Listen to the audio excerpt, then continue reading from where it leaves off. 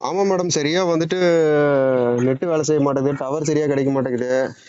ம். ஒரு மாசத்துக்கு 300 ரூபாய்க்கு ரீசார்ஜ் பண்றோம். இப்ப நியூ இயர் வந்துச்சு, ஒரு காலண்டர் கூட கொடுக்க மாட்டேங்கிறீங்க. பக்கத்துல அந்த சொட்டை இருக்கிறான் மளிகை கடைக்காரன், 10 ரூபாய்க்கு தான் பால் வாங்குறான். அவன்லாம் கூட அவன் போட்டா போட்டு ஒரு காலண்டர் கொடுக்குறான். ஆ? சொல்லுங்க நீங்க நீங்க மாசம் கேக்குறது. இரு மேடம். மேடம் நீ சிரிக்காதீங்க மேடம். 350 ரூபா கொடுக்கறேன்னா உங்களுக்கு ஏதாவது ஒரு பால் வாங்குறோம் கொடுக்குறோம். நீங்க ஏன் கொடுக்க மாட்டேங்கிறீங்க? எனக்கு அதான் உங்க மேல சரியான கோவங்க. எனக்கு 2-3 நாளாவே நியூ இயர் வந்துட்டா நானும் சரி அப்ப கொடுப்பாங்க. அப்ப கல்யாணம் பண்றீங்க, அதுக்கும் கூப்பிட மாட்டேங்கிறீங்க. ஏன் மேடம் சான்சினாவெல்லாம் கூப்பிட்டு கல்யாணம் பண்றீங்க?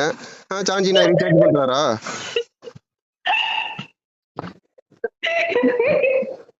Thank you sir. Madam thank you so much. Madam thank you. Madam நான் சொல்றத ஒரு நிமிஷம் நீங்க பொறுமையா கேளு. நான் நியாயம் இருக்குதா இல்லையா? நான் கேட்கறதுல நியாயம் இருக்குதா இல்லையா? எங்களால சம்பாதிக்கிறீங்கல்ல 350